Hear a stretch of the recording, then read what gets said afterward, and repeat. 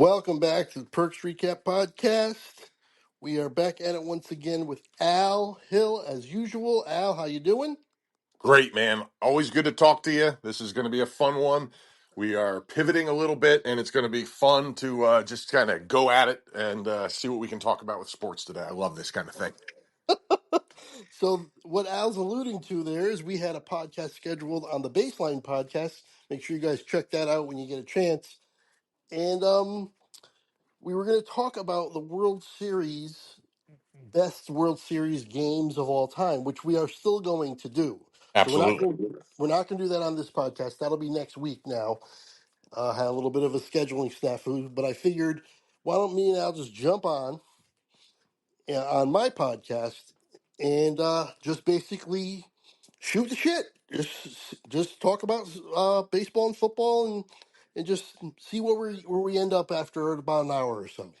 I love this idea and can't wait. This is great. Okay, so baseball. The first thing I want to talk about Yeah. as I look at the baseball standings, the Detroit Tigers are 45-25. I was just looking at the exact same thing. Unbelievable. And they have the best record in baseball. Isn't that something? Well, wait, no, the Mets have the best record in baseball. Are they still ahead? Did they jump ahead of them? Or, yeah, 40. Yeah, What they are the. did because the Mets have been 8-2 the last 10 because they haven't been playing anybody. They've been playing the Sisters of the Poor. Yes. So, They yeah, played. They you're played the right. They have them Rock. by one game in the loss column. Yep. Yeah, they played the Rockies twice in the That's a last nice like week present. and a half. Yeah, That's a nice and little gift. I think they played somebody else who was not very good. So either way, the Tigers are the best team in the American League anyway, and kind of, I mean, not totally surprising because they were a decent team last year, but not this good. I think they're just doing it on pitching. How surprised are you about the Tigers? uh, uh, so I'm trying to remember where I picked them. I think I picked Cleveland to win that division, I think. But I'd have to look. But I know I had them in the top. I want to say I had them in the top two in the division. But having said that, I did not expect them to be this good, not even close. So even if I had them winning the division, which I don't think, I wouldn't have picked them to be the best record in the league. No way. You know what I mean? In the AL. Right, right. So yeah, they are a very pleasant surprise. A lot of good things are a lot of things are coming together nicely for them. Torkelson's having a heck of a year. Riley Green's playing really well. Yeah, good for them. I don't want to take anything away from them at all because, like you said, they're doing it, and they really did a good job in a way that I did not expect at all. No doubt. No doubt. Yeah, and they have one of the best pitchers in baseball, which helps anybody. Tariq Skubal is exactly what we thought he would be, and then some. I mean, he's got a ERA of 1.99 and a whip of 0.81 right now. Jeez. I mean, could anybody be leading him for Cy Young right now? I don't think so. Yeah, the only one I would think of is basically could possibly be Freed. He's got to be right up there too. Yes. Oh, yeah. He's been incredible. Yeah, that's a nice 1-2 race right now. Actually, that's a good call. Yep, because their numbers are right with each other. Yeah. Absolutely. I'm trying to find our predictions, so as I look, we'll continue to talk. Oh, I know Um, I have my. I don't think I have your guys written down. I think I have mine somewhere that I could find too. So I'll see yeah, too. yeah. Um, Again, guys, we are doing this off the cuff. No notes, no idea really where we're going. We're just gonna, like I said at the beginning, we're just gonna kind of shoot the shit and see where we end up after about an hour. yeah, and I don't remember if my baseball preview notes are in between Mark the Bird Fidrich and Gene Mauch when we did the managers and the pitching motions, or if they're. I don't remember where they are, so I don't know if I'll be able to find it on the fly. But yeah, yeah, and Jack Flaherty has not been like super dominant, but he's been good, and that was a huge risky signing in the offseason. That was we talked about that when we did the offseason one. Flaherty is, I mean, one of the most up and down pitchers in baseball, so you didn't know what you were getting with him, and they're getting the good Flaherty, which is huge. Yep, yes, they are absolutely. Okay, I Have not found them yet, but that's okay. We mentioned real quick the Mets that have the best record in baseball, Mm-hmm. and I know for sure we questioned the pitching lab at the beginning of the year if it was going to happen again, and good Lord, it is happening again. It's beyond comprehension. Like I was saying off air, Griffin Canning, we were talking about Griffin Canning off air, and he's the prime example. And he started off really well. He faltered for a couple. He had a couple really bad games. His ERA shot up from the low twos to the low threes for a minute, and then he went back out and picked scoreless against the freaking Dodgers. So, I mean, if Griffin Canning, we're almost halfway through the season, and Griffin Canning's ERA is under three, they are working miracles over there, man. I mean, I want to go walk on hot coals and drink their holy water. I don't know what they're doing. Yep, I'm an idiot because I found our predictions. I Oh have yeah, Detroit. okay. So what do we got? I have Detroit with 82 wins and in fourth place in the Oh division. wow, okay. Where did Jordan and I have them? You had him second to Cleveland, and Jordan had him winning the division. Well, this is why he's the freaking unicorn. Yeah. Yep. Go Although none of us Jordan. gave the Mets much credit, and we should have all. Somebody should have given them We more I did credit. we I think we all had them third, didn't we? We all had them third. We all had And, Atlanta winning the division. We all had Philly second. We had the Mets third. All and three of us. Atlanta stinks. Yeah. It's Yep. crazy. They're gonna get better as the season goes on, or I'll be absolutely stunned. But right now, they're a half a game below the Washington Nationals. Yeah. They're 29 and 38. Yeah, they are 15 games in back of the Mets. They're not going to catch them. No, I mean they have a shot to get back in the wild card, best case scenario. Yeah. Yep.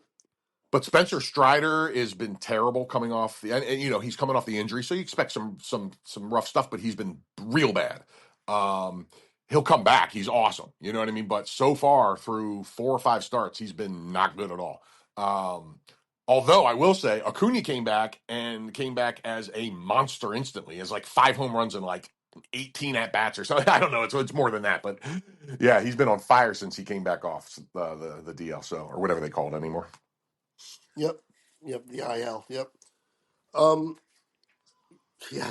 The Mets pitching lab. I can't believe it. It's Um. wild, dude. So yeah, the Cubs winning their division right now, and we all picked that. We all have the Cubs winning this division. Yeah, that was one of the. I think that was probably one of the few ones we were all on the exact same page, and we actually got it right so far. They've been playing really well. Yeah, they look like a good team, man. The Phils just took 2 out of 3 from them, which was huge because they've been sliding. So, yeah, the Cubs they look like a serious contender. I would agree. The Dodgers doing what we all expected as well, and the team that's really faltering, other than Atlanta, is the Rangers. They're 33 and 36, and we all have had them winning this division. Man, that is nuts. I don't know. I don't know what to make of that team. I mean, they just disappointed last year too. You know. Yeah, I don't get it. I really don't. It's weird. Um, they should be much better on paper. They definitely look like they should be better, but they're just not playing well at all. Yeah, I mean, obviously, we all thought they looked better on paper. We wouldn't have picked them. Yeah, so I'm right there with you. Oh wait, that's hilarious. I pulled up Rangers stats and I got hockey. I forgot. Oh, I forgot there were 2 Rangers.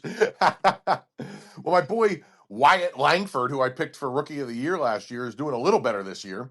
He's got putting up some power now. He's got 13 taters and an OPS of 754, which is better than his rookie season.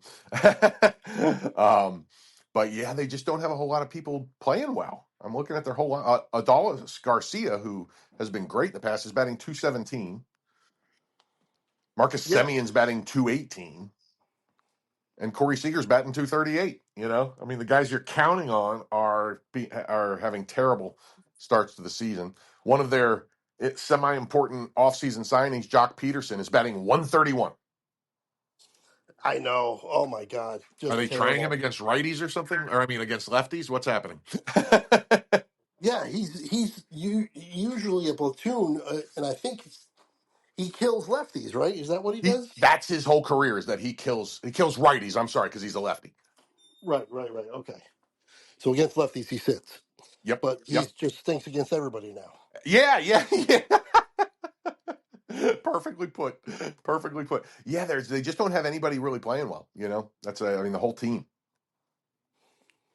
There's not a That is single just person, Craig, on there that gets starting at bats that's batting above 279. that is crazy. Yeah. That Wow. you- that I mean, there's bad, and then there's just like remarkably bad, surprisingly bad. Like that. Yeah, that's perfectly put. The only guy I can find with a batting average over that 279 is Evan Carter, who's only played 19 games, and he's Right. batting So 293. so he doesn't qualify. Exactly. Oh my god. Well, the nice news is, wasn't Evan Carter, because we both had Texans, Rangers as our rookie of the year pick. Was he your rookie of the year pick last year? Do you remember? Was it Evan Carter or was it somebody else? No, it was Evan Carter last year. Well, the good news is our two rookie of the year picks last year have the two best OPSs on the team right now. Although your guy only has 58 at bats, but we're doing all right, and my guy's only batting 231. Well, Oh, you that's take what you funny, can man. get. Yeah, it's bad news. And what sucks is too, man, the freaking Astros just rolled right back into the Mariners were playing pretty well to start the season. They have fallen off the map. Yes, they Um, have. they are 2-8 in their last 10 and under 500 now, and the Astros have a 4.5 game lead over them and the Angels. And I can't believe, by the way, dude, we owe Jordan an apology. I think. Well, I don't know, but he was the only one of us that thought they were not going to finish last, and they are currently tied with the Mariners in second place. I know. I know.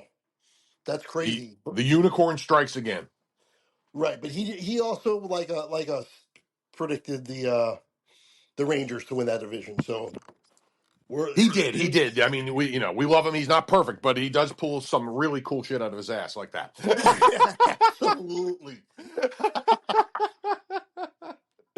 Oh, I love it. Yeah, and the A's went back to just stinking. Yeah. Yep. Absolutely. And they had a decent year last year. They finished ahead of the Angels last year, We both and they were. made some moves and thought that they were going to be even better this year. Yep, we both thought that they were going to be better than the certainly, certainly better than the Angels, and so far we are glaringly wrong. Absolutely. Well, how has I'm trying to find their stats right now, but I'm blanking. Who's the pitcher they signed that used to be a Yankee? Severino. Severino. I'm looking up the stats right now. He's been okay. Like, Just okay. nothing. Yeah, ERA over a little bit over 4, that kind of stuff. Okay. So not like awful, but not the absolute anchor they were hoping for. Right. I don't know if they were even counting on him to be the anchor, but either way, he's been up and down like he's been the last few years. His ERA last year was Oof. actually it's 4.77. Yeah, he must have had a bad start or two lately because he's now up to 4.77 and a whip of 133. Well, he's never been a good whip guy. Oh, he's always been a high whip guy. Okay. Yeah. Last Mason year, Miller is the biggest surprise. I mean, Severino is who he is. I mean, I would expect him to be somewhere between 3.5 and 4 in a good year, and obviously he's been off so far. But Mason Miller was one of the best closers in baseball, and he has an ERA of 4.63, and just yep. not Mason Miller. Yeah, I don't know because he was striking everybody out last year. Yeah, and his strikeouts are still good. I mean, he has 40 in 23 innings. He hasn't Yeah. lost that, but yeah, he's just had a tough time. He's a guy that if you could possibly, and I don't think even anybody's stupid enough to trade low on a guy like Mason Miller, given his age and his track record. But man, like the Phillies, Oh which yeah. we'll get to our teams more specifically, I'm sure, down the road here. But the Phillies bullpen has been an absolute disaster. And if they could trade for a Mason Miller with an ERA while it's at 4.6, I wouldn't mind at all. Yeah, I hear you. Um, I'm looking at Severino. Yeah, last year ERA 3.91, which is where you would expect, Mm-hmm.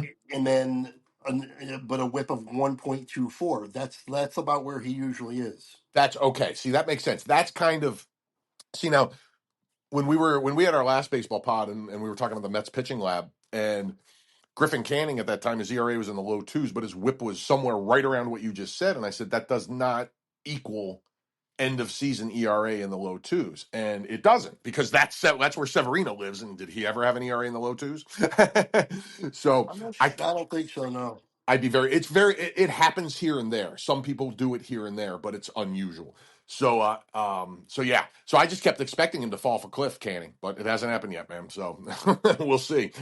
But man, yeah, I don't know, man. And Jeffrey Springs, the guy, the former Ray, has just been in that same Severino category, and you were hoping to get more out of both of them, and everybody else is there. You know, there's nobody else on their pitching staff really worth mentioning. You know.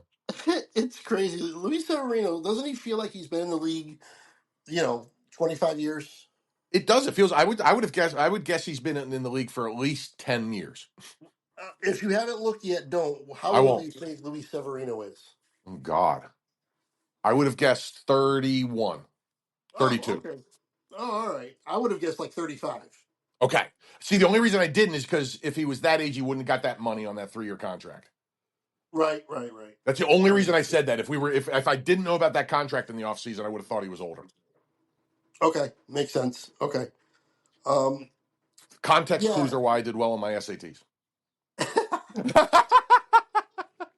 Yeah, in 2017, this is a while ago now. His ERA was 298. Okay. Okay. What was his whip that year? In his whip, stand by, If it's not a pain in the ass, I'm sorry. 1.04. Okay, so yeah, he got his whip down and it lowered his ERA. They really directly correlate so much. It's a bit of an anomaly when they don't.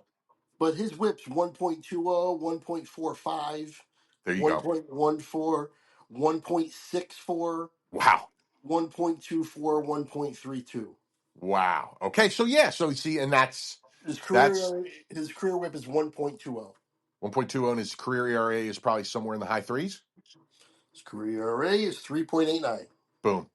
Yep. And that adds up. If you look at guys with whips like that, their ERAs are usually between 3.5 and low fours. You know, it's fascinating how directly it correlates. And that is one of the things that's going on in that Mets pitching lab that is fascinating because while Griffin Canning is still kicking butt, his ERA is like 1.25, I think, somewhere around there, the last I looked, Yeah. Yep. which should translate to something in the high threes by the end of the year. But we'll see because this pitching lab has some craziness going on. I don't know what's going on. They got Willy Wonka chocolate or something. I don't know. It is insane. Oh, I love it. The thing, and the last thing I want to say about the pitching lab maybe today is there are some things in the history of baseball where stuff that maybe shouldn't on the surface look like it works for a couple years and then it goes away. You know what I mean?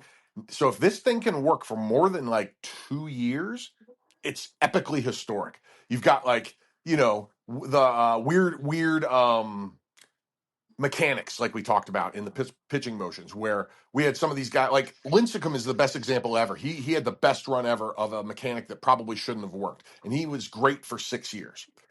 Yep. I'm really curious. Like probably the best example ever is Dave Duncan and Tony La Russa. Is this to me? I can't think of anything that relates more to this Mets pitching lab than that. And as great as it was, and as successful as it was, go back and look at Dave Stewart. How good was he year 3 with those guys? Oh, yeah. It didn't It, last real long. You know what I mean? So I can't wait to see if this is something that they get 2 years and everybody's like, this is a mind-boggling success, or if in year 3 or so it starts faltering a little bit and we're just back to everybody's just pitching again. It's a really fascinating thing right now, and I can't wait to see as it continues. you got to think somebody's going to come out of there and go to another team at some point and tell people what the pitching lab is doing for the success. That's such a good point, and I've been waiting for that same thing to start creeping out into the press. And what's their owner's name again? I always forget the rich guy, super rich guy, Steve Cohen. Steve Cohen. I mean, is he going to start paying like like assistants to assistants millions of dollars because that's what it's going to take to keep that secret forever. So I yeah, man, agree. I'm I with agree. you. Oh, I love it. That's so awesome, man. So But yeah, so you so want to far, dig into? it's been. Oh, go ahead. No, you go first, please, please. I was just saying. So far, it's been a really good baseball season. Um, I did want to mention real quick those three catches that the Oakland rookie made. Oh my Did you god. see those three catches? Oh my god. What was his name? Clark. I think his last name was Clark. Yes. And Yeah, I my can't think of his God, first name. if you don't know, just look up Clark's three catches on YouTube. I'm sure it's on there. They are ridiculous, and he did one after Denzel. another after another. Denzel Clark. Yes, Denzel Clark. Good Lord. Dude, I could not believe what I was seeing. I Three of couldn't the believe best what I was catches I've ever seen. by the same guy in it was Yeah. I'm watching him again right now. I mean, the one where he climbs the wall, Yeah. he climbed the damn wall totally under control, snatched the ball. I mean, that ball was over the fence by 5 feet. Yep. I mean, this guy is something else. I mean, they are faltering this year, but they got some exciting stuff happening with this guy. Yep. In that minor league ballpark Yeah, right. That's right. in That's right. Sacramento. Oh, incredible. Man, So, yeah, I'm watching that catch from like 8 different angles. I mean, that ball yeah, was so far over the fence. It's unbelievable how he it's got it. ridiculous. Yeah, and then two more that are just as good. That guy's something else. So, do you think the Mets are we undervalued and they're going to win the division? I do. I think they are going to win the division now. Well, I don't know because the Phillies were winning division for most of the season until their No, the bullpen. Mets have been. Phillies had it for like a week. The Mets were definitely leading it early on. Well, the Phillies had it for a solid 3 or 4 weeks. I thought maybe I'm. I don't know if there's any way to look that up. I thought the Mets had because on the sports talk the Mets fell out of first place Mm-hmm. when they fell out of first place. Yeah. They made a bet on if they'll ever get back to first place, and then it was Oh, like, okay. and then it was like a week later, and they were like, Who "See, lost the there's bet? that was quick. That was quick. They Oh got right man. back to." Yeah, right on. So okay, so it felt like longer to me, but I guess I was wrong. But yeah, But no. Listen, regardless, even with this pitching lab, they are not like crazy dominant team. You know what I mean? Like they have Kota Sengai on the IR again. Um, Shocker, yep, with a hammy. And if that guy makes 20 starts this season, it'll be a record, I think. He's a great pitcher, but he's fragile. So they have some issues to deal with, But listen, if the Phillies had a half decent bullpen, they'd be 3 games above the Mets right now. Their I, bullpen, their bullpen. Jordan Romano. Have you looked at Jordan Romano's stats lately? do I want to? No, but I'm going to tell you. I'm looking them up now. This is their damn closer, Jordan. Jordan Craig. Sorry. Now remember I talked about Mitch. We talked in the we did a when we did our pitching motions, and Jordan and I both had Mitch Williams. And I talked for a little bit about how he was such an anomaly in baseball because he was able to be a semi-successful pitcher with whips in the over 1.5 regularly, Oh my right? God! Dude, yeah, you just found it. His ERA right now is 7.4 and his whip is 1.64. And he is routinely being trotted out in the late innings still because he has to work for them or their bullpen is effed. Wow, Yeah, that's terrible. unbelievable. One of the, and I have to pull up the team stats in the meantime because I need to go off about this bullpen for a little bit. It looked okay, like okay on paper. It looks decent. Like it looked like it had potential on paper coming into the season.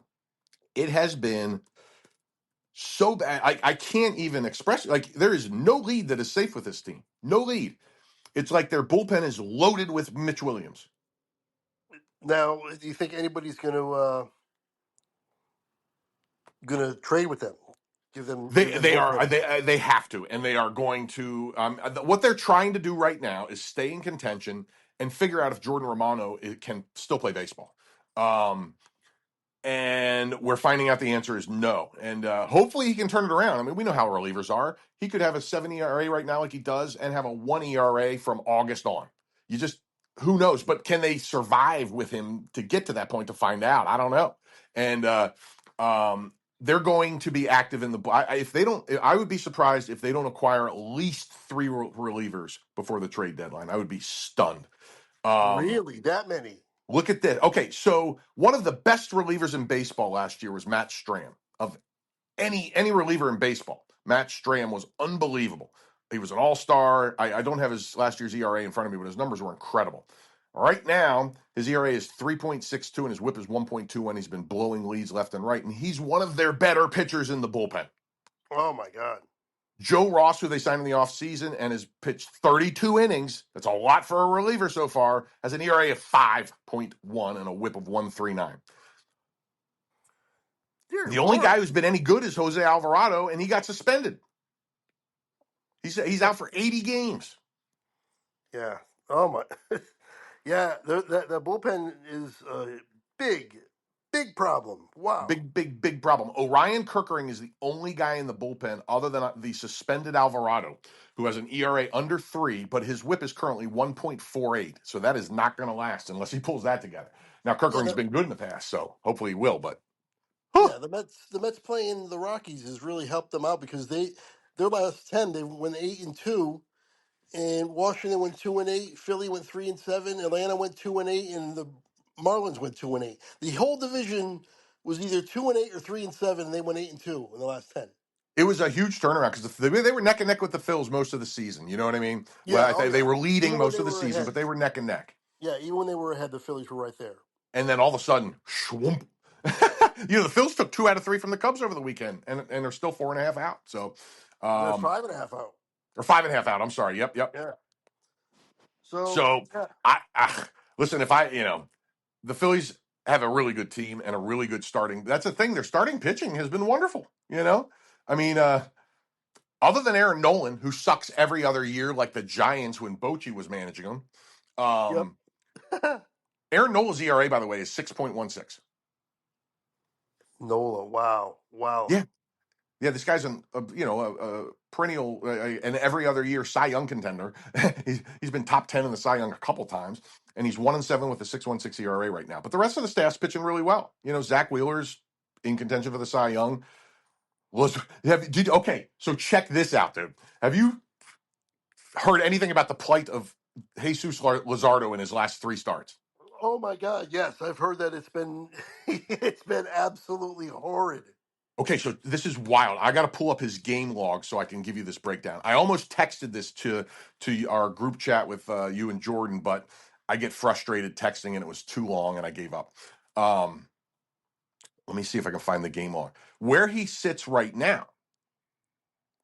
Well, actually, no, that's more fun if I save that for the end. Hold on. Because it's mind blowing. When his first 11 starts were unbelievable, he was. Here we go. Dang it. Where do we? Ah, here we go. All right, I got it. Sorry, listeners. Here we go. Got my shit together. Now, starting in at the end of how do I read this? At the end of April, he had an ERA of 1.73. That Okay. was that was after 2, 3, 4, 5, 6 starts. Okay. He was 4-2 with an ERA of 1.73. Then and then he did 1, 2, 3, 4, 5 starts in May. As of May 25th, okay, Jesus Luzardo was 7-3 with an ERA of 2.15. Oh wow. All right. Then a week later, he gives up 12 runs in 3 1/3 to the Brewers, and his ERA went from 2.15 to 3.58. All right. Now, all right, he had one bad game. Next week, he gives up 8 runs to Toronto in 2 1/3. 2 1/3, Greg. And so his ERA on May 25th was 2.15. His ERA on June 5th was 4.46. Wow. 8 runs in 2 innings will do it. 8 runs in 2 innings and 12 in 3 1/3 the week before, the start before. Yeah, that's not going to. Wow. Wow. Now, to Wow. his credit, he beat the Cubs over the weekend 7-2, pitched six innings, gave up 1 run, and his ERA dropped down to 4.23 again. So, life with Luzardo is fascinating. Yeah, we need some consistency there. He was a Cy Young contender for his first 11 starts, and now we're just hoping he can get his ERA back to the mid threes. Wow. So yeah, that's a Phils. Their offense is playing well. Their starting pitching is playing pretty. I mean, Luzardo's an oddball, but their starting pitching, other than Nola, has been pretty good. But their bullpen's been an absolute disaster, and if they don't correct that, there's no way they catch Mets. I couldn't agree more. Right on, right on. So talk about your team, my man, Yeah, well, I just actually finished a pod about the Royals series. and Uh, check those out, people. If you're not checking out his you do it series by series. Is that how it works, right? Series by series. At the end of every series, I kind of do a series recap, anywhere from 10 to 20 minutes long, usually. Yeah, they're really good, and it's a really kind of great companion piece to just the whole season. So if you're into that kind of thing and you haven't checked it out yet, check it out. Yeah, thank you, thank you. I like, I really like doing it, and it's helping me kind of keep up even more so with the Yankees than I normally do. But either way, it's a lot of fun. I just finished that one. The Royals, they beat the Royals, um, all 3 games. They swept them.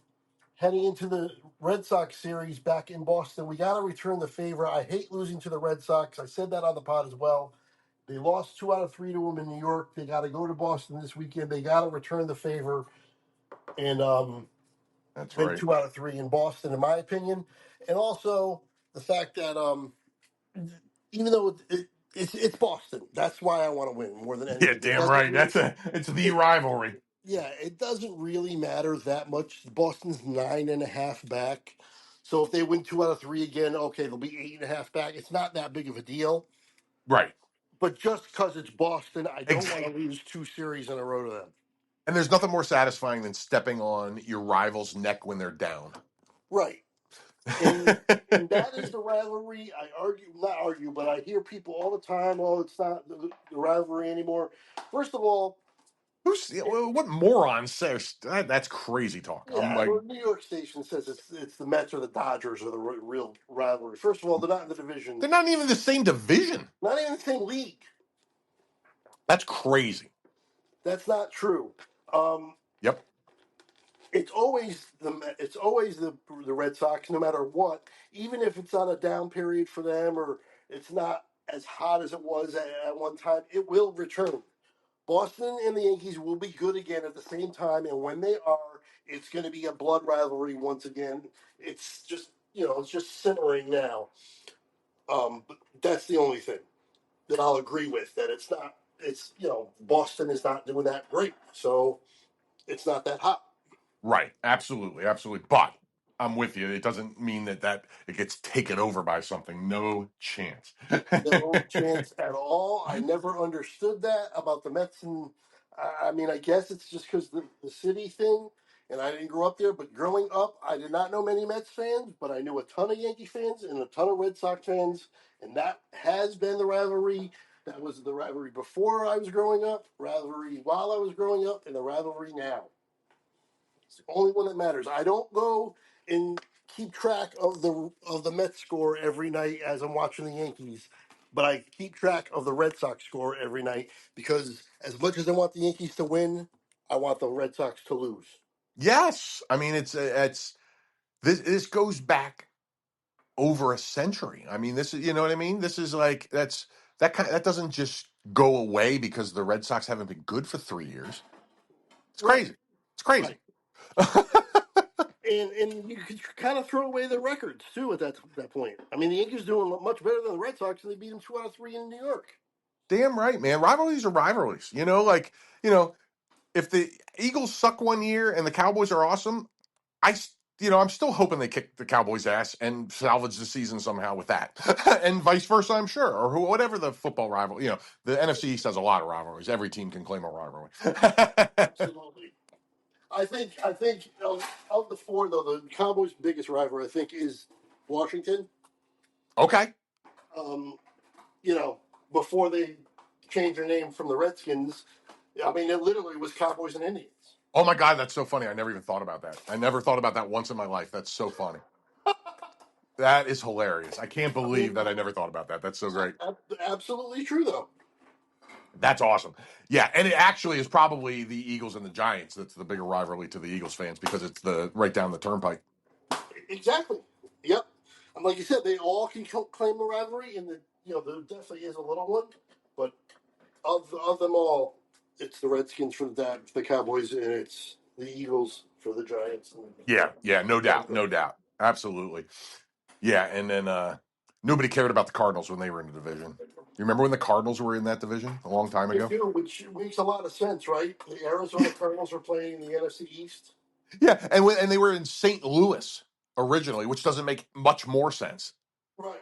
Oh, yeah. Well, it really doesn't make sense that the Cowboys are in the division. No, it doesn't at all. Yeah, geographically it doesn't at all. But the problem is when they realigned, it was like, do we really want to lose those rivalry games? Yes. It became so, ratings were always good for Cowboys, Redskins, or whatever. Do we want to lose those games? And the answer was no. Yes, yeah, no, that was, and I'm glad because it would have sucked for all the people that lived the rivalry. Yeah, absolutely, totally. You couldn't agree more. What else was I going to say?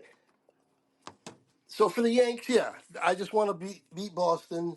We're in first place, so there's no problem there, and just kind of keep chugging along. We have injuries. Jazz got hurt, came back, and then got hurt again. He left the game, played one game, and then left the game again. And it's his life with Jazz Chisholm, I guess, huh? I guess so. I Because it mean, was he was always in and out with the Marlins too. So, yep. was that's where he came from, right? I didn't make that up. The Marlins. Oh yeah, that is where he came from. Yep. Yeah. So, he is he can be absolutely spectacular. So I hope you get a good chunk out of him this year. Yeah, they don't think he's going to go on the IL this time. He was already on the IL earlier in the year, like I said, and then like I said, he came back. I think he got hit by a pitch. I don't remember exactly, and he missed the game. Came back, played one game, and sliding into third, he got like hit in the head, and maybe it was Oh, a concussion kind of a jeez. thing. And now they're saying his groin, and he came out of the game again on like one game after that. So Wow. he's been getting banged around a little bit, No and doubt. but like you said, when he plays, I can't complain about the Yankees. I mean, they're in first place, they're playing well. The AL is still relatively down. I see no reason why they can't be the best team in the AL, even if they're not the best team in baseball. Yeah, Um, I there's no agree. reason to think that they can't get back there this year. I agree. I mean, I picked them to win the division and go to the World Series, and nothing's changed my mind. Right. And And by the way, they're getting the Carlos Rodon that I thought that I picked as my sneaky Cy Young candidate last year, even even though he's not gonna win the Cy Young this year, but he's pitching really well. oh yeah, the good Rodon. Yep. Yeah, yeah, yes. I always say his name like the nemesis of Godzilla. Rodon. Oh, I love it. Yeah, and now talk to me about Devin Williams. Well, what do you want to know? He was absolute shit earlier. And then I he mean, settled down some, right? yeah, he settled down some. He still is not great. He's still not what we signed up for yet. I'm hoping he still can get there. He's here for a long time, so hopefully he'll figure it out eventually. But right now, he's the closer by default because Weaver got hurt. So we had a Right. lot of we're dealing with injuries. I mean, of course, you got Cole out for the year. You got Heel, who still hasn't played yet. Now we've got Weaver out. And of course, Stanton hasn't played yet. Jazz is banged up. So the injuries are definitely piling up. No doubt about it. But yeah, the Devin Williams thing, I'm just hoping I think he will figure it out eventually. It's just, for whatever reason, he's had a real struggle in New York. And, they always say some people just can't pitch in New York. I hope that's not the case. I hope he's just, having a little trouble adjusting, but he figures it out. Because if he can't figure it out, we've got him for like 8 or 9 years or Yeah, 7 years or whatever. that would be wild. Well, maybe you could trade him to the Phillies. You want Jordan Romano? No, I don't.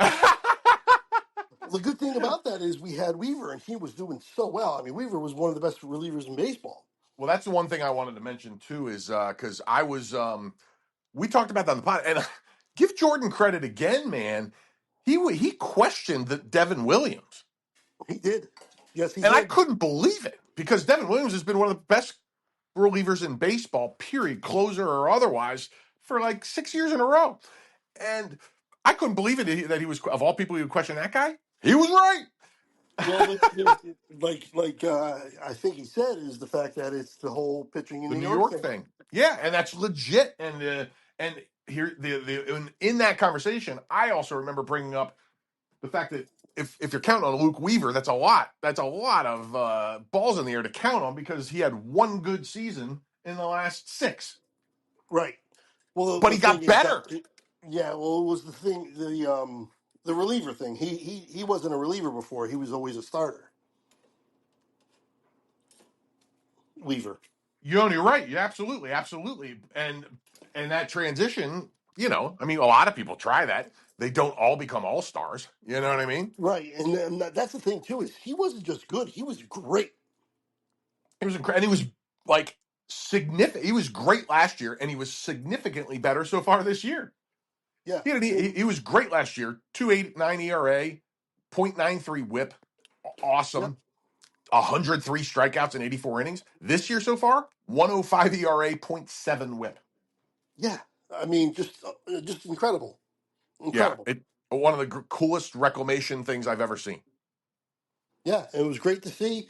And it really, really sucks that he got How hurt. I long's he mean, out? I didn't hear. I knew he was out, but I didn't catch the injury. Is it a big thing, or is he? Do we it's know? not his arm. I think it's a hamstring, Okay, good, but good. it's still like 4 weeks. Okay, as long as it's not arm stuff, we're relatively happy. Right. So, and the weird thing is, he got a PRP injection Okay. and is feeling better and has already started his throwing program. And they're saying he might come back early, or at the very least on the early side of the original declaration of 4 to 6 weeks. It might be closer to just the 4 weeks. Well, give it up for the platelets, man. Let's go. Yeah. Yep.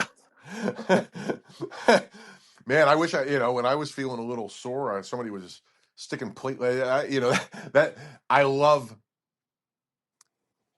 It's so we've gotten to a fascinating time because one of the reasons people use steroids back in the day, and the reason we have this crazy era of we don't know what to do with the Hall of Fame and how to look at players, is because of that. A lot of those guys, I don't want to say most, I can't speak for them, but a lot of those guys, I always use Ken Caminiti as the prime example, were not using it to get jacked. They were using it to stay on the field. Oh yeah. And Like Andy Pettit got busted. The reason why he did it is because he was injured and was trying to get back, make his rehab go quicker exactly. And why did Luke Weaver get a platelet rich injection? to make his rehab go quicker. So I mean, we are so our the logic doesn't make it just like it's exact. You should be able to do that. You should be able to use something like that is medical to get you back. But Right. I mean, well, the thing is, I mean, a lot of those guys continue to do it once they were back. exactly, and again, we just it's impossible to track. We don't know the truth of any of it. We have given passes to guys that probably did steroids. We have put guys in the hall that we know did steroids, David Ortiz. And so it's just a fascinating conundrum. And just the fact that with all that still swirling and all that talk being discussed, that Luke Weaver can go and everybody else in MLB can legally go get something that does the same purpose that steroids did back then is just fascinating to me. It's interesting. You know what I mean? I don't have a problem with it. I think they should be able to do it 100%. Yeah, on a rehab, absolutely, no doubt. Yeah, and then they should be cut off once it's back. And but Yes, it's very interesting, and I'm just glad that that kind of thing is allowed now. In a controlled way.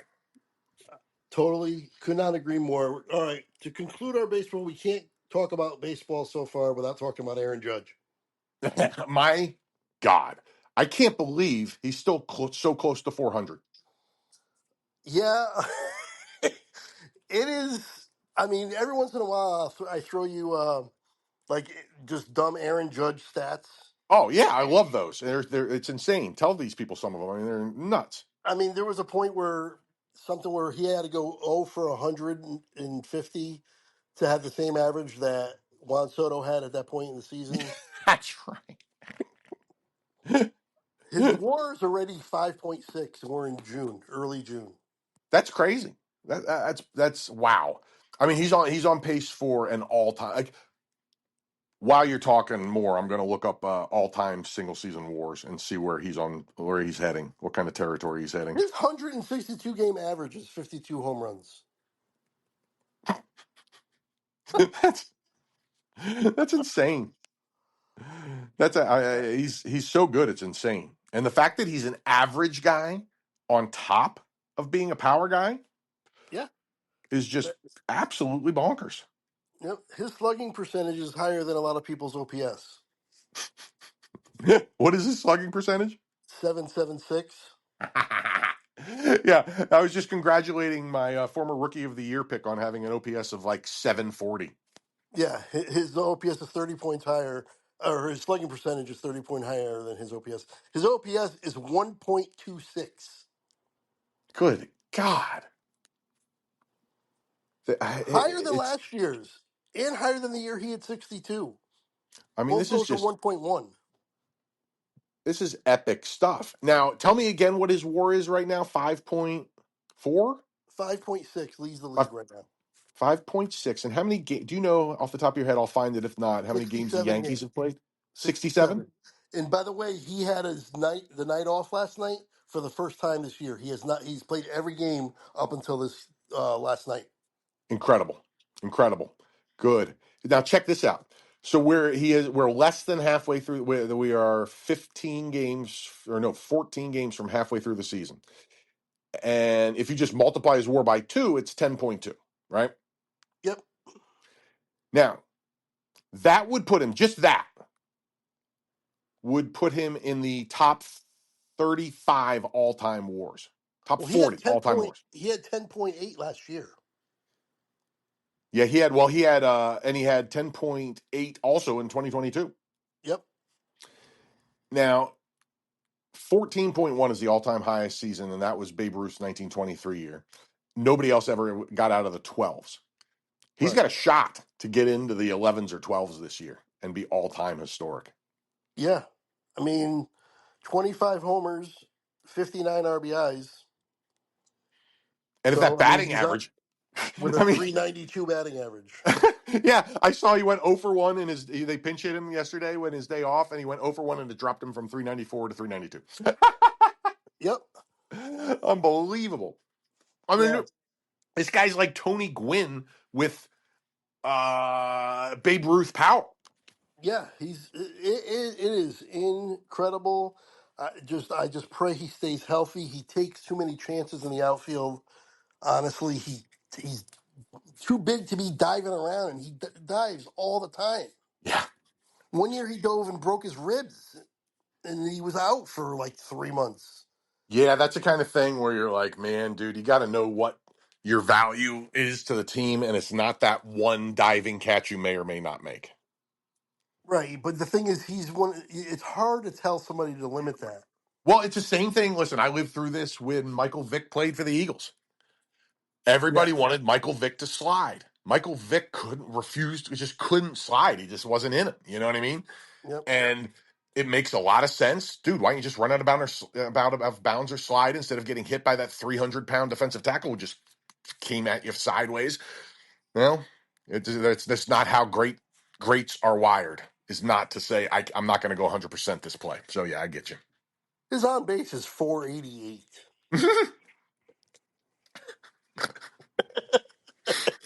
He's basically on base Yeah, 50% of the time. yeah, that's nuts. That's nuts. I mean, in our all-time greats when we were doing top 10 positions with Jordan on the baseline, um, we would be astonished here and there.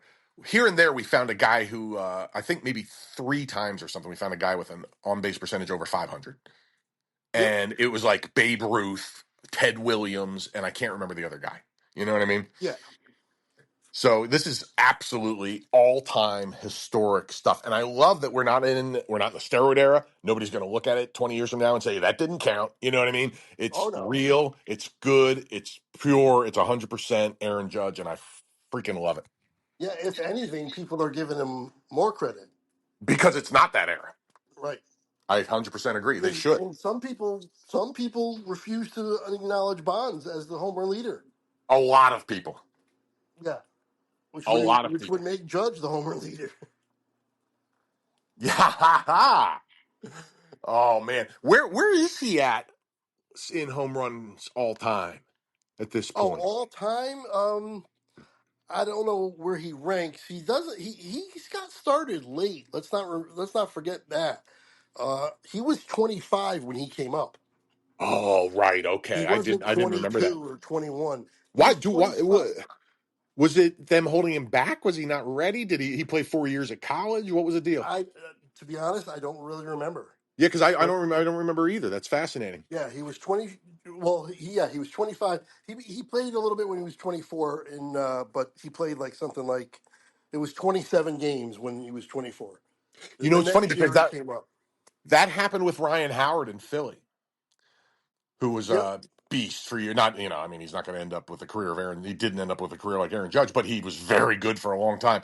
And but By the there way, was a his first year, 52 home runs. my God, and see that similar type thing happened with Ryan Howard, and you're like, well, dude, why was he sitting in the minors for the last 3 years? And then you look at his minor league stats, and he was hitting 50 home runs in the minors, and you're really like, well, with the Phillies, it made sense because they had signed Jim Thome, Right.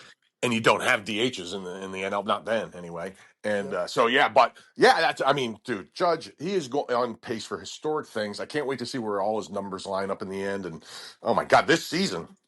He is on his way. He could. So here it is. By the way, these wars. If he gets, shoot, what did I? Oh, I got it. I got it. Here it is. If he can get to 11, all right.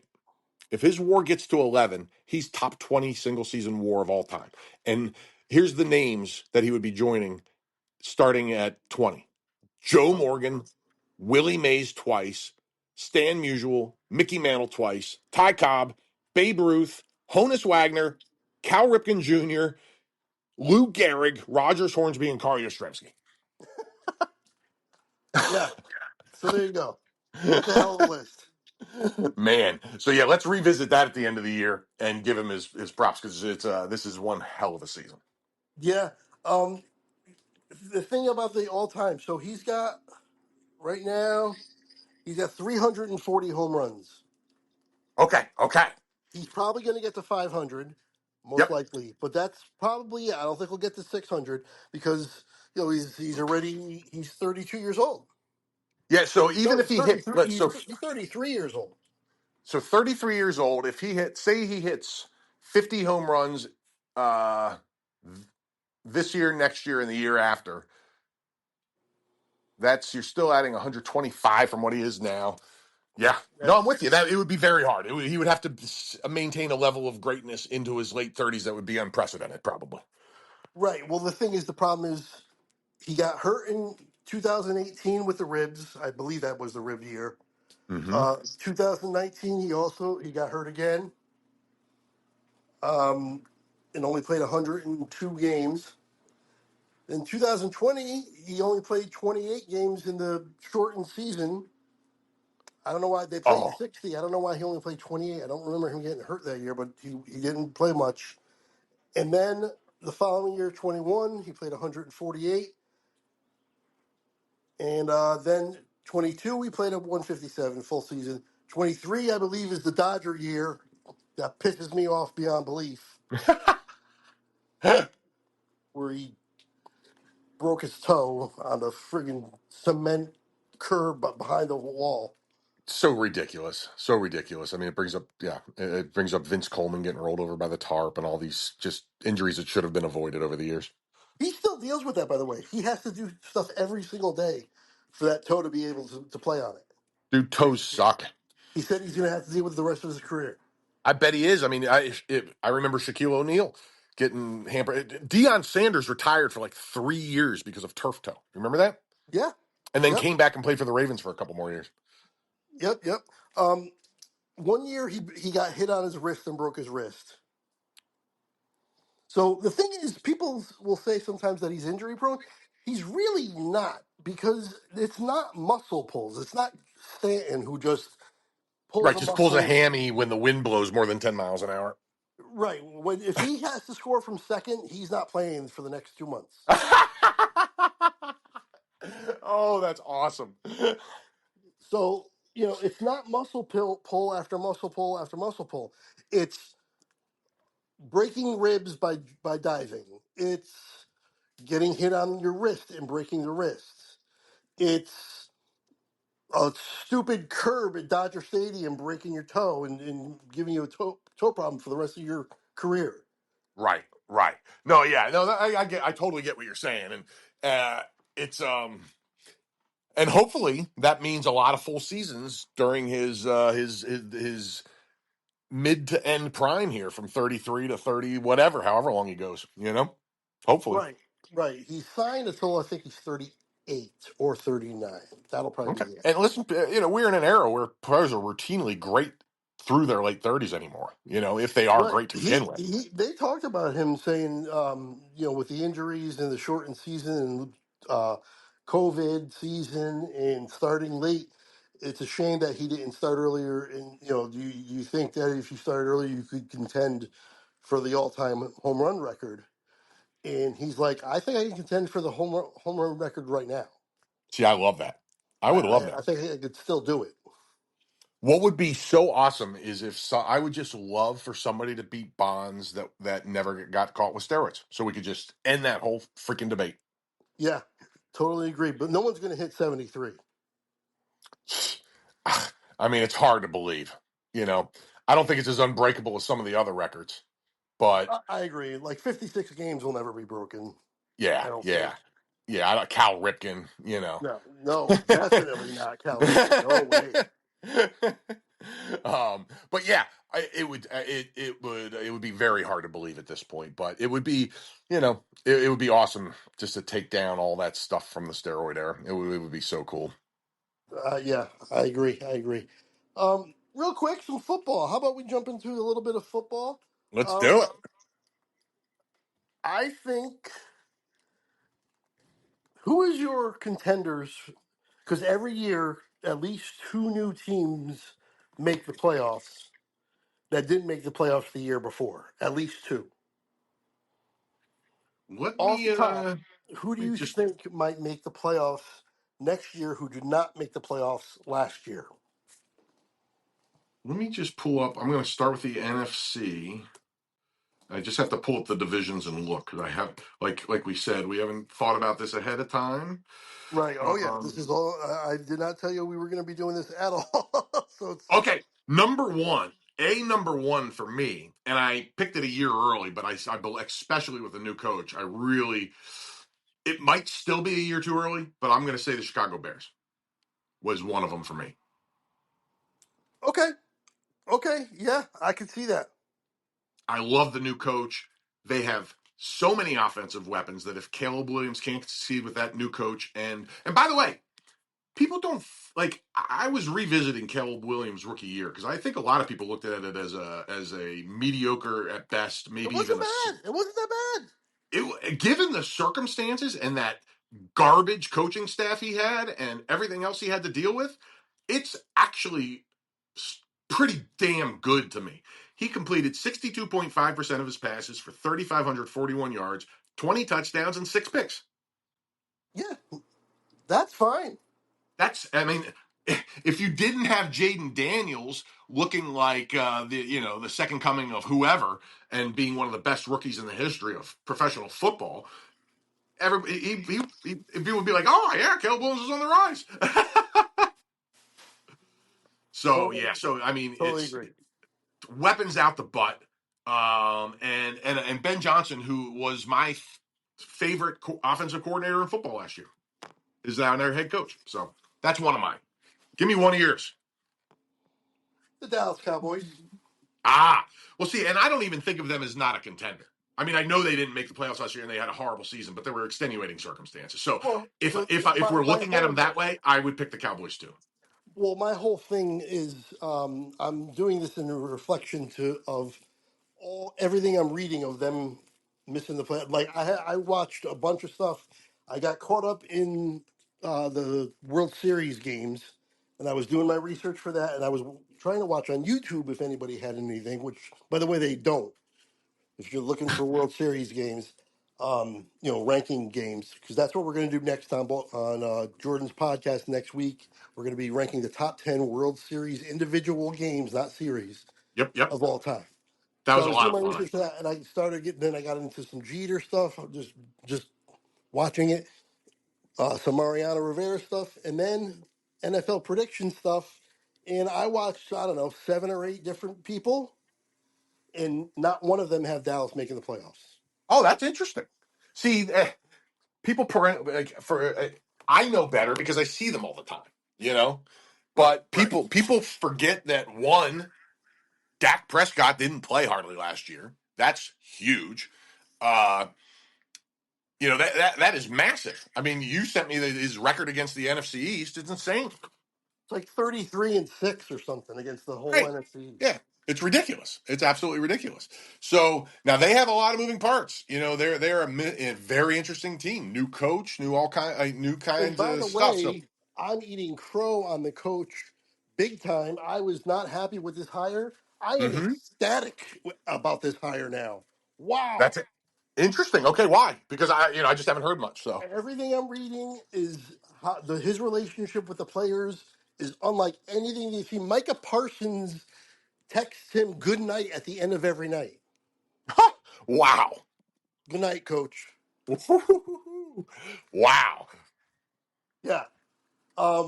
Just like his relationship is unbelievable with the players, and apparently Matt Eberflus, his defensive style is absolutely perfect for what they have on defense.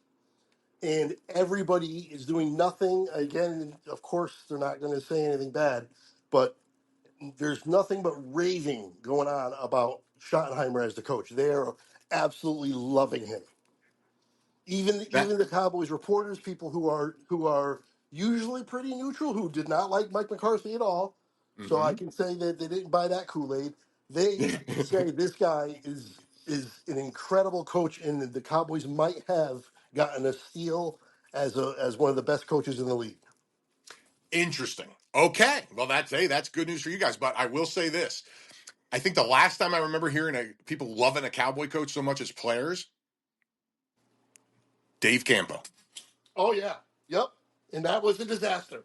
And Dave Campo sucked. So, I remember. Do you remember? Like they did a Hard Knocks when Dave Campo was a coach, and there was a party at his house. Everybody was loving him, and he was hanging out. He was one of the boys. So it's that's all positive. We'll see. I'm still Matt Eberflus as a DC. I think it was a surprising move when they didn't just keep Zimmer. You know. But if you're gonna do it, Eberflus has great credentials. So horrible head coach, good coordinator. Sorry. Yeah, totally agree. So I'm all in for Eberflus. I'm all in for the coach right now. They've got to win, obviously, and but all his press conferences, everything he says, is not just what you want to hear. It's even more. It's firing me up big time. I That's might cool. make some bold Cowboys predictions this year. Oh, I love it. All right. I'll tell you right now, when we do the first week, I'm picking Mm. them to beat the Eagles. Oh, bring it on, dude. Absolutely. But That's the thing is, great. and to be fair, I'm also probably going to be picking the Eagles to beat them the second time they play. Right on, right on. Yeah, well, that's cool because that will be your first underdog pick of the season. Yes, absolutely. Because even in Dallas, the Eagles will probably be favored by close to 7, I would think. Right, but that game's in Philly. Oh, you're picking Dallas and Philly? Yeah, and I'm picking Philly and Dallas. Oh, I love it. Okay, then though, I can't. It's going to be interesting to see where the people think about the Cowboys at that point because. And I also think the Commanders are going to finish third in the division. Oh, that is bold because a lot of I, people are going to pick them one over the Eagles this year. yeah, I think no. Jaden Daniels is going to do an Anthony Richardson. I think he's gonna come crashing down to earth, and they are going to struggle this year. I think they're going to both go like 9-8, 8-9. I think Dallas will win 10, and I think the Eagles will win 11. I love it. I love it. That is quite a prediction because Jaden Daniels did more in one season than Anthony Richardson would do it if he played for 400 more years. So that's a bold one, and I love it. And I hope you're right. I really hope you're right. And they tried very hard to address their offensive line too in the offseason with Laramie Tunsil, and they drafted I think it's they got one, I think Josh Simmons, one of the good tackles in the first round. Oh yeah, Um, and they got Debo Samuel. yes, who by the way, there's a lot of differing opinions on how good of a signing that is or a trade that was. Yeah, I don't like it. I'm fascinated by it because Debo, who has been one of my favorite players to watch, especially 2 or 3 years ago, has been declining swiftly because how many receivers get 75 carries a year like they're Mike Allstott? You know what I mean? Yeah, yep. And I think he is, I don't know what he has left, and I'm curious to see. It could be huge for them, but But it he's hurt might a lot not be it. too. He say again? He's hurt a lot too. Oh, yeah, yeah, yeah. He's hurt a ton. He's hurt a ton because of his He's play not style. playing 17 games for them. I'll tell you that for sure. It would be very surprising. It would be the first time in a few years he did it, and he just plays with a super physical style, and it's fun to watch. But he's in his late 20s now, and that stuff adds up. So yeah, I don't think that's as big for them as some people do. But you and I aren't alone in that opinion either. I think a lot of people are seeing that. So Dallas won 7 games last year with Cooper Rush as only their main quarterback. yeah, right, How right, are they not going to win more than that this year? yeah. I've seen people predicting them to win 6 games with Dak. Oh, that's insane. They're not going to win. I don't care how hard the schedule is. It doesn't matter to me. Like I said, I think Dallas is going to win 10 games, and their ceiling, because this guy did ceiling and floor, their ceiling was 9-8, and their floor was like 4 and Good 14, four lord. and 13. That was yeah. I would bet a lot of money that the Cowboys. I would bet a lot of money that the Cowboys have more than 7 wins this year. A lot. Yeah, and that's what they're. By the way, that's their Vegas odds. I What is think it? it's Seven and a half. 7.5. 7.5. Yeah, that's. I mean, I might throw some. I don't do it, but I've been. My logic head says yeah for sure. You know.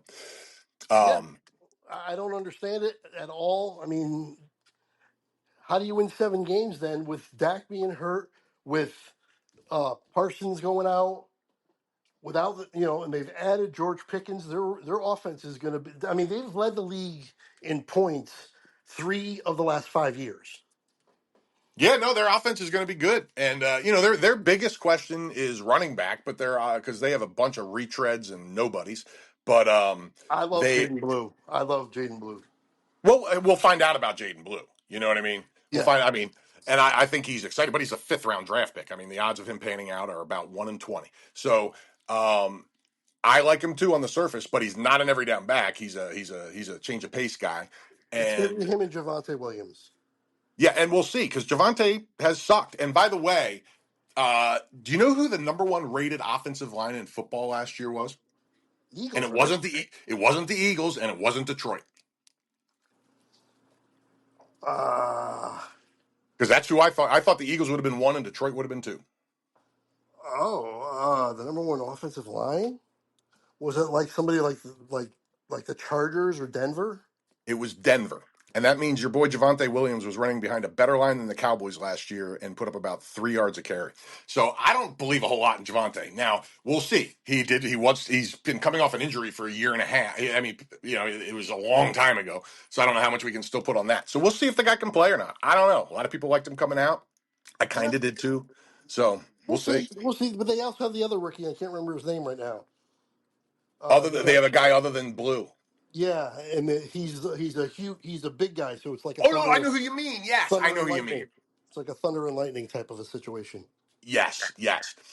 I'm just saying, on paper, massive weakness going into the season. Yeah, I agree, but I have a feeling it's going to work out. It has a chance to. It does for sure. If I do. that's a few Yeah, things fall into place, it definitely has a chance. So we'll see. and We'll see. I love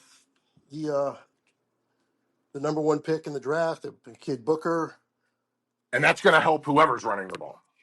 right? And Tyler Smith being back. I know we lost Zach Martin, but Booker should be able to slide right in there. I think he'll be okay, and we'll see how we do. I don't know. I have renewed hope. I didn't have much last year, and I didn't have much before when the season ended last year.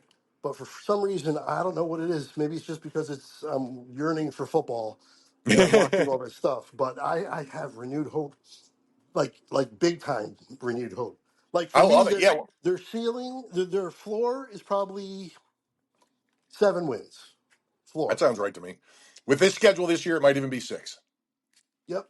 But I think their ceiling is like 12. I would put it at 10 personally, but I understand where you're coming from.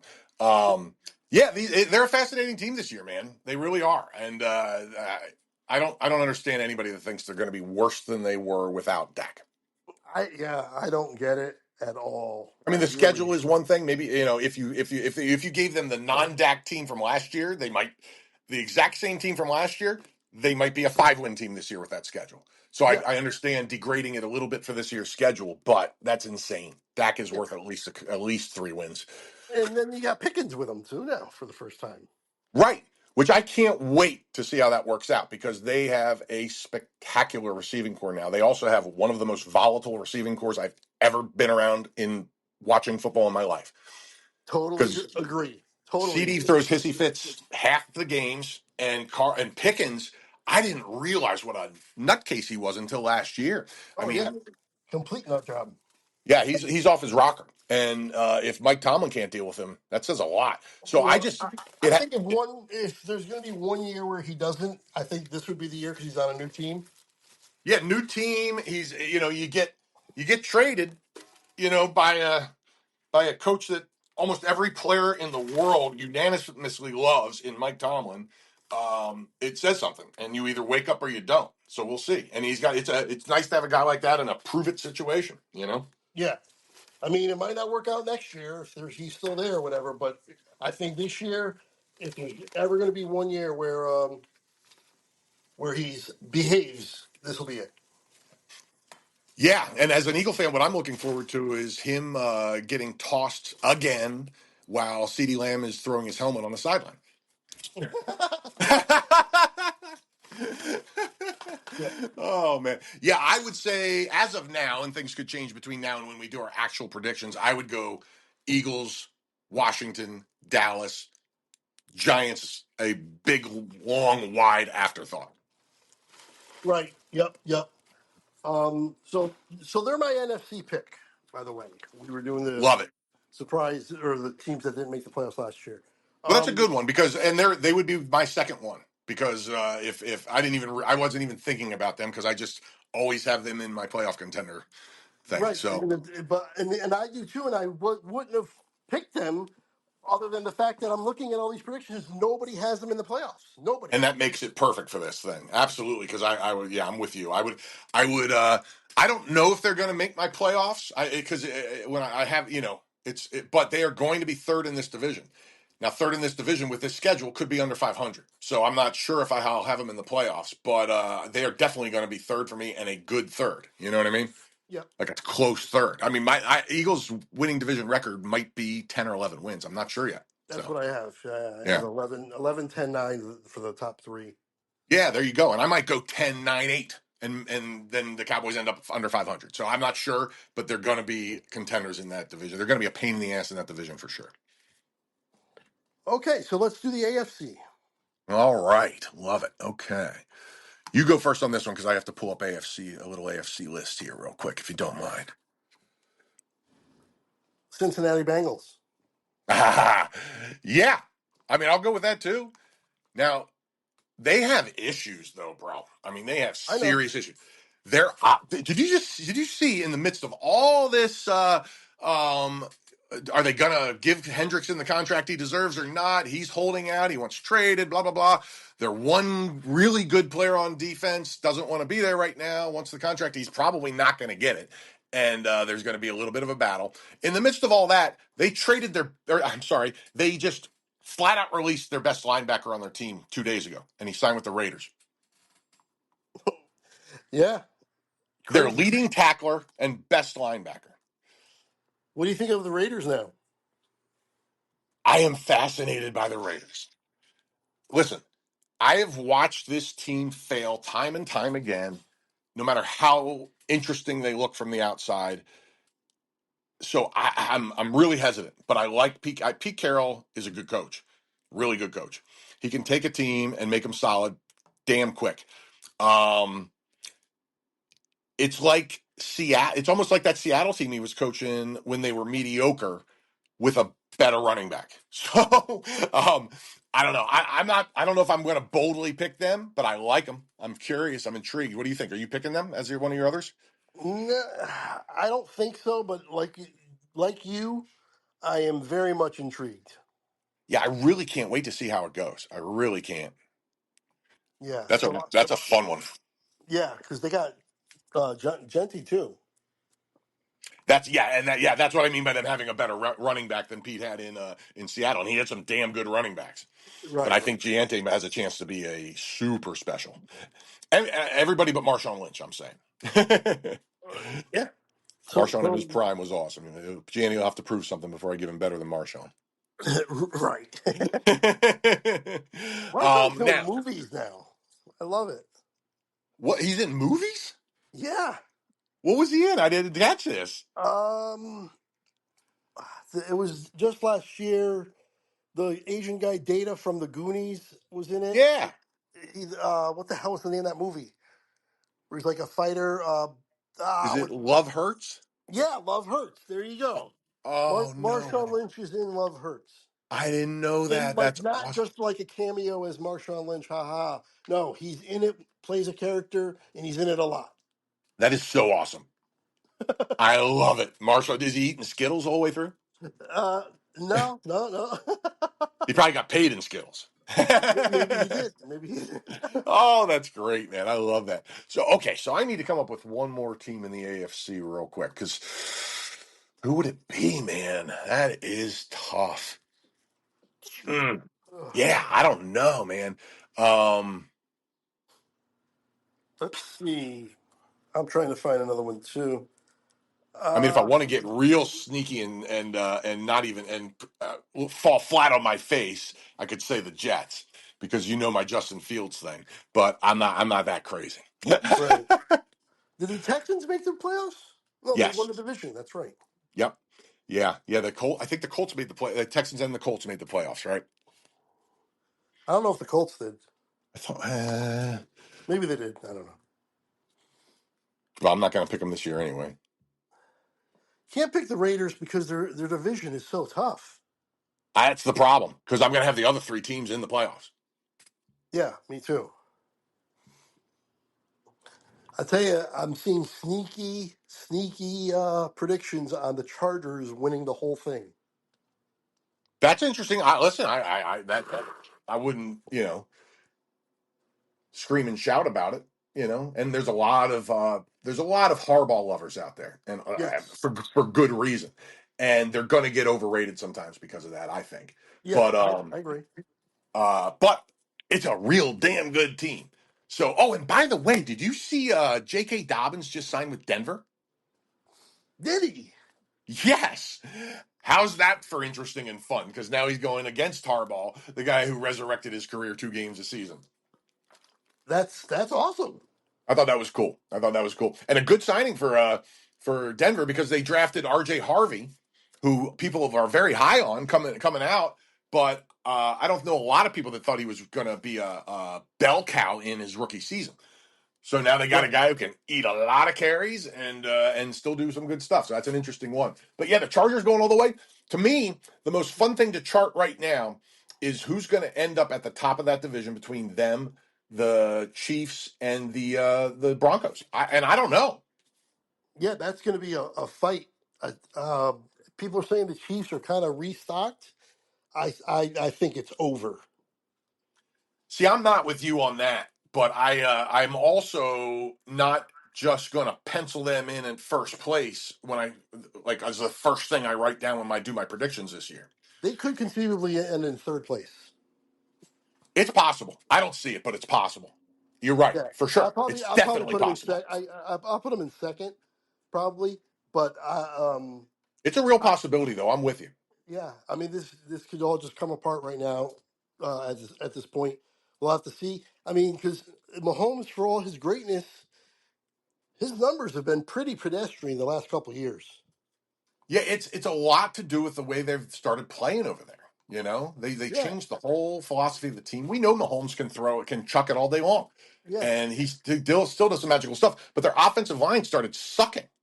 They have their offensive line went from a pretty good offensive line while Mahomes was throwing 50 touchdown passes to um, very, very, I mean, not even mediocre by the time they got to the Super Bowl last year. I mean, that offensive line was pathetic by the time they got to the Super Bowl. yeah, Um, so now they drafted a first round tackle this year. And I don't know if that's enough to get it back. They need that offensive line to at least be a B plus or better for them to be the anything resembling the old Chiefs. And I don't know if they got it there. I don't know. yeah. So yeah, we'll see. If Mahomes gets sacked a couple times in the first game, you might be right about them being third. It's possible that could happen. Right. And again, I am probably going to finish them in second. I'm just saying I wouldn't be surprised if they end up in third. And I'm with you on that, man. I really am. I see where you're coming from there, 100%. I really do. But I just love what Denver and the Chargers are doing, and I don't love what I've been seeing, even though it's hard to say because they did get to the Super Bowl. I mean, for how many years in a row and AFC Championship game, how many years in a row? Right. I think it's over. It's possible those runs end, so it's got to end sometime. You know. Right. I mean, if it doesn't end this year, I mean, I know they signed an offensive lineman, right? And they drafted one as well.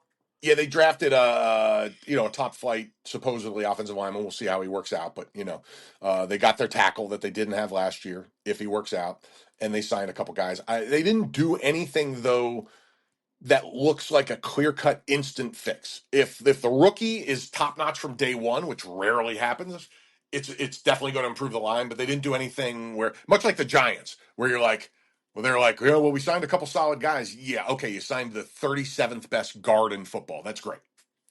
Right. Right.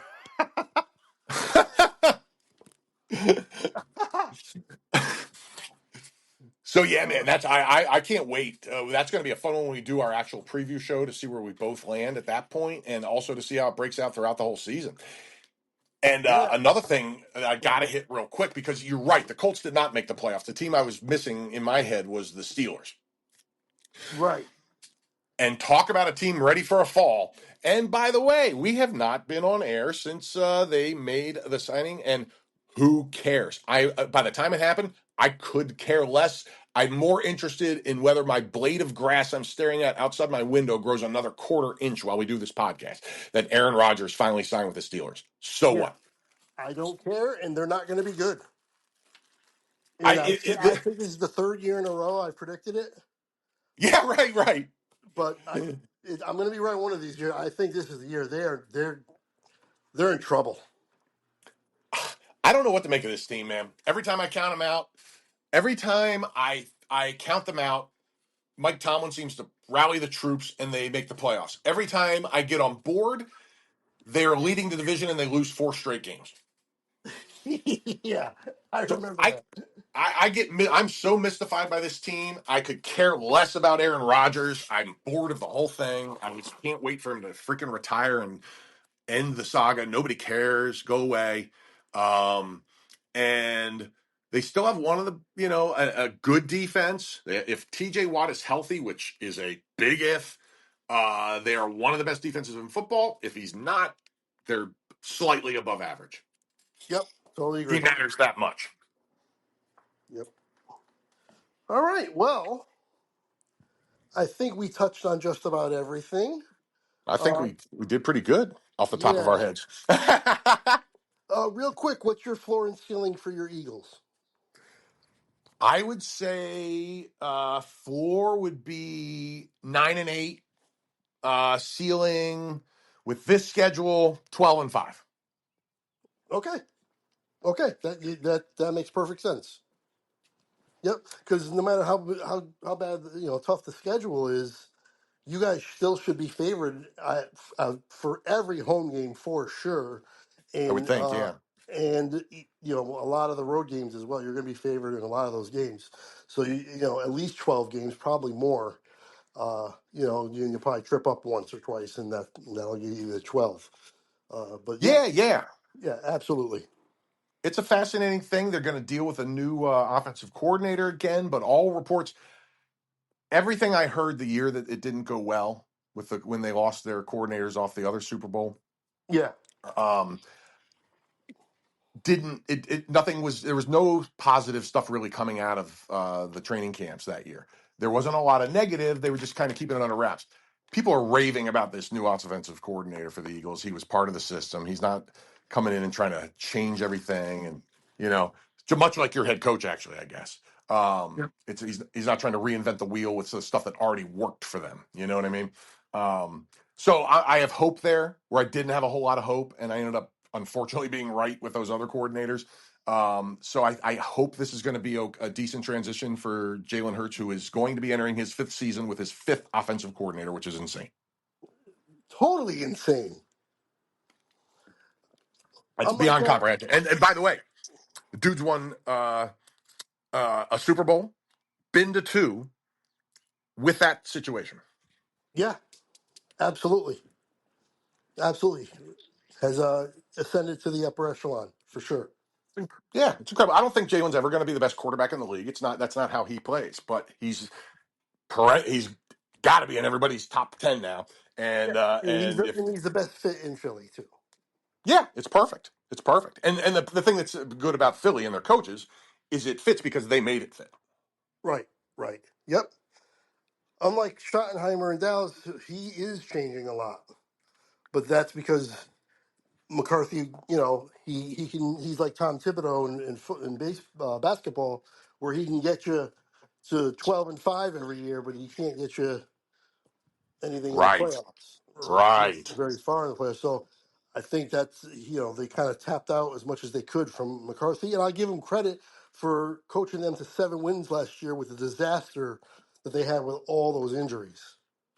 Yeah, no, absolutely. And being on the inside like him, he knows what needed to be changed. Yeah, yep, yeah, and he's been there for a while.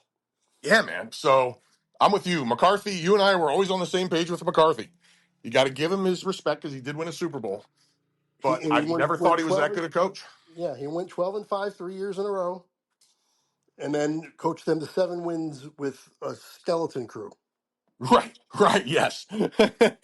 Yeah, he was yeah, it was, he gave you Marty Schottenheimer like stuff. Yep, yep, absolutely. I just So hope yeah, no, Brian. that's I hope Brian is better than his father. yeah, right. Yeah. And hey, Marty was a great coach. He just did, it's hard to win a damn Super Bowl. So, Right. you know. I don't think Dallas is going to do that. As high as I am on them, I think I just don't like the disrespect they're having right now, and the fact that they should still win 9 or 10 games, and people are like, "Oh, 4 or 5 wins. What the hell are you talking about?" Listen, if as an Eagle fan, I completely agree with that. And if I agree with that, it's over the top insane. Like that's like I want the Cowboys to suck, and I wouldn't bet a nickel that they win less than 6 games. Right. Right. Yeah, just by following the logic of 7 wins last year without Dak. Now you got Dak and Pickens. You're going to get Overshown back. You're going to get Right? Diggs back, and hopefully that secondary stays intact for the first time in 3 years. Man, it will be scary if it does. Right, and and Parsons has a new running buddy with the rookie who I really like, Amarock or whatever his name is. Really Oh yeah. Yeah. like him I, quite a bit, actually. that's great. Yeah, man. No, that's I'm fascinated by this whole thing, and it's going to be really interesting to see. We have one of the most interesting. I think our division and the NFC West or the AFC West are the two most fascinating divisions in football right now. I think. Totally agree. Nice. All right, well that's gonna do it, man. Cool. That was awesome. I'm glad we got to do this. Yeah, and totally impromptu, totally not planned, and we made our way through it. I was thinking maybe we'll struggle to get to an hour. We got to an hour and a half. Well, you and I talking has never been a struggle. So, all right. Hopefully, people will enjoy this as much as they enjoyed some of the other ones. And don't forget, once the NFL season gets going, we have 2 podcasts a week, about an hour each one. Sometimes they go a little over, but about an hour each one. Because we were doing it in one podcast, and it was like 2.5 hours, and that just wasn't. You can't expect people to want to listen to 2.5 hours every single week. So That's right. So we were doing an hour, 2 separate podcasts, the preview and a review. We do that every single week in the NFL season. And to be honest, that's like the funnest stuff that we do all year. Absolutely. Absolutely. I love it. Yeah, it's really fun. Really fun. Yeah, So man. And look forward to that. We'll hit baseball again for sure later for in the sure. year. And then at the end of the year, we'll go over our predictions and all that good stuff. So still more coming. And then don't forget, we are started to do music podcasts. And the next one, I think, should be greatest guitarists of all time. I was gonna bring up the idea of doing another music one. I didn't have a specific thought in mind. I'm in. Yeah, I'm. It's probably little bit of ways out because we're going to do next week. We're going to do Jordan's podcast, the baseline. Maybe the week after that, maybe in 2 weeks, we can get to the guitar one. Yeah, I will check my schedule and confirm, but I'm almost positive I'm good for that. I'm in. 2 or 3 weeks, whatever the case is. We'll figure it out. But yeah, Yeah. yeah, that's great, man. I am in. And let me say this real quick, because do we want to? Because you know me with my jazz and fusion guys, we might want to make it top 10 rock guitar players of all time. Okay. Yeah. Yeah. All right. That's fine. That's Because if fine. not, I'm gonna have a list of dudes nobody's ever heard of except jazz heads because they all beat rock guys technically. Right. All right. We'll do the rock guitars, but on that podcast, I want you to mention some of those guys. Like not in your rankings, but just say just rattle off a few of those guys. You got it. It'll be a lot of the guys you reacted to so far. Yeah. Yeah. And a few Excellent. others I haven't mentioned too. So yeah, we'll hold off on that until the actual pod. That's awesome. That's great. I'm excited. Count me in. Yep. Oh yeah. Oh yeah. Okay. All right. Your podcast still going? Bring them out. Yeah, man. We had episode 6 of season 2 came out this week with a guy named Mike McVeigh, who's a Pottstown area, Philly area musician. And he's running a really cool series of not open mic. What is it called?